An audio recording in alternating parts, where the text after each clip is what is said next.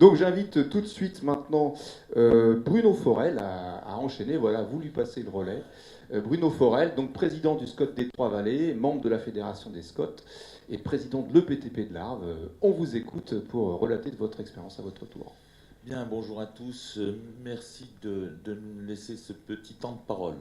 Le SM3A, le syndicat d'aménagement de l'Arve, c'est le grand territoire dans lequel le SCOT des Trois-Vallées s'inscrit.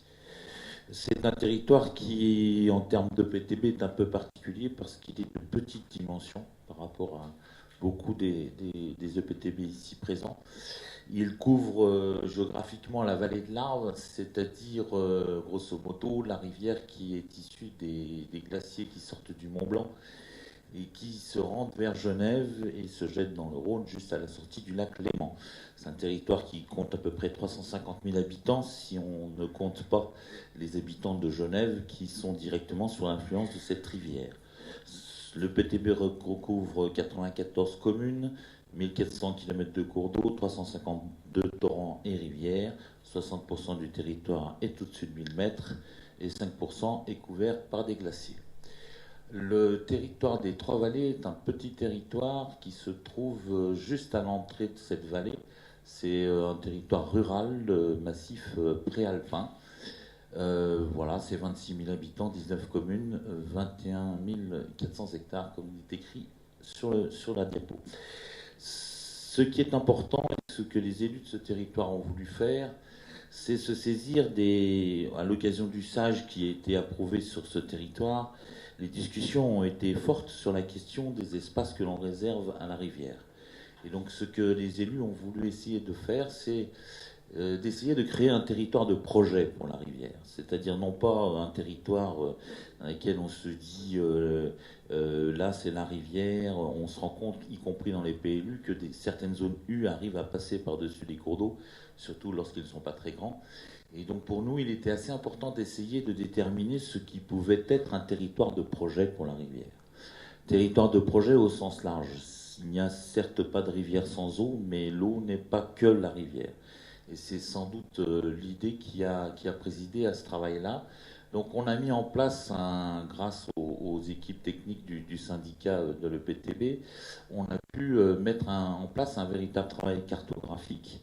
On est allé chercher évidemment le territoire de la rivière dans son fonctionnement hydrologique, là où l'eau coule véritablement, mais également tout ce qui nous paraît être de l'ordre du fonctionnement de la rivière, notamment tous les cordons boisés, toutes les prairies, alors les zones humides évidemment d'accompagnement, mais également tout l'écosystème que la rivière emmène.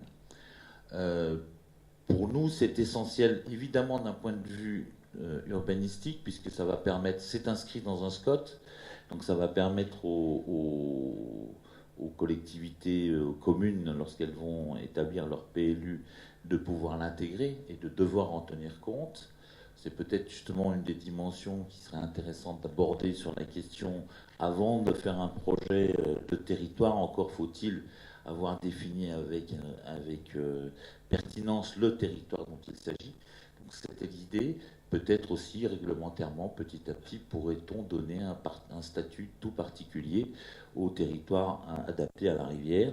Alors évidemment, à travers les espaces de bon fonctionnement qu'on trouve dans le SDAGE, qui sont petit à petit définis, on voit émerger cette notion-là. Cependant, je pense que c'est en termes de projet que ça doit être abordé. Qu'est-ce qu'on va faire dans ces territoires ? Alors, bon, je ne vous commande pas précisément ce qui est écrit, donc deux périmètres qui s'imbriquent l'un dans l'autre. Je l'ai dit, des questions hydrologiques, des questions morphologiques et des questions biologiques qui recouvrent toutes les fonctionnalités de la rivière, c'est assez important. Dans ces fonctionnalités-là, on va retrouver évidemment toutes les nécessités liées aux milieux aquatiques, mais toutes les questions liées notamment à la petite hydroélectricité, qui sont évidemment des enjeux d'avenir. Ce territoire vit essentiellement par le tourisme, enfin essentiellement, non, il vit entre autres par le tourisme. C'est aussi un centre industriel important, Mais il vit, celui-ci en particulier, à un tourisme qui n'est pas un tourisme de haute montagne, qui est un tourisme vert, pour lequel la qualité des paysages et des milieux est essentielle à son développement. Et c'est pourquoi les élus ont pensé que ce territoire de projet, dans ce territoire, dans ce projet de territoire, la rivière comme territoire de projet, constituait un atout économique réel et une nécessité pour son développement à venir.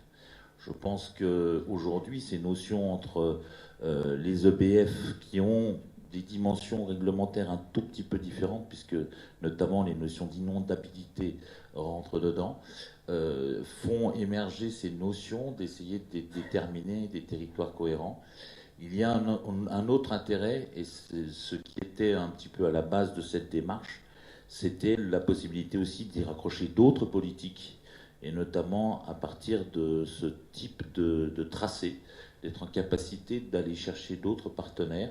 Évidemment, l'agence de l'eau, l'État sont partenaires réguliers chez nous du traitement des rivières, mais notamment d'aller chercher le département sur les politiques d'espaces naturels sensibles en essayant d'avoir un tracé qui puisse servir de base comme exercice des politiques de soutien à la nature dans sa restauration, dans sa conservation, mais également du point de vue touristique dans son organisation d'accès pour le public. Voilà. Merci beaucoup. Alors, comme tout à l'heure, est-ce qu'il y a des questions de compréhension ?